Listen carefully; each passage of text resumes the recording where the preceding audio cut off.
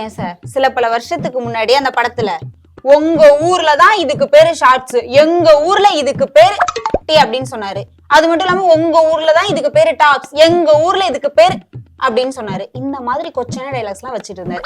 சரி ஓகே, இப்ப அரசியலுக்கு வர போறோன்றது தெரியல, ஏதோ ஒண்ணு பண்ணிட்டாருன்னு வச்சுக்கலாம். இப்ப அரசியலுக்கு வர போறாருன்னு தெரிஞ்சிருச்சு.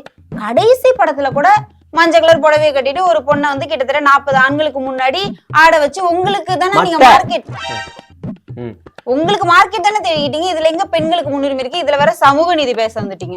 இல்ல அது வந்து என்னன்னா, இப்ப மாஸ்டர் படத்துல பாத்தீங்களா, என்னங்க ட்ரெஸ்ல எப்படிங்க அப்படின்னு அந்த இடத்துல அவர் அந்த கருத்தை சொல்லியிருக்காரு. நீங்க ஏன் அந்த படத்தை ஒரு உதாரணமா எடுத்துக்க கூடாது? உங்களுக்கு புரியுது இல்ல? ஏன் அந்த மாதிரி நீங்க ஏன் பண்ணல? ஏன் இந்த படத்தை எடுத்துக்கிறீங்கன்னு தான் எனக்கு புரியல.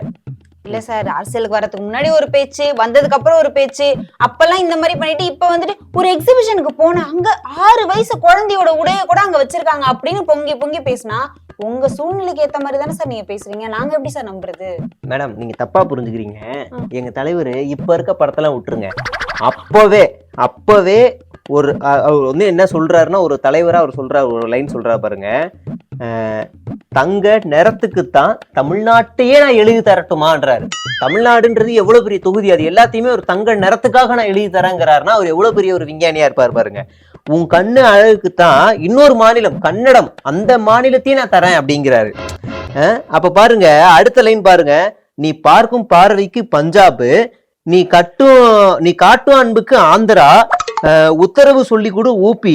அப்புறம் பாருங்க, இப்படி ஒட்டுமொத்த ஒரு இந்தியாவையே ஒரு வந்து ஒரு வரிகள்ல கொண்டு வந்து ஒரு அழகான ஒரு சொல்லும் போது அவரை எப்படி நீங்க சிறந்த தலைவராய் அங்கீகரிக்க மாட்டீங்க, மறுக்கிறீங்கன்னு எனக்கு கேள்வி வருது.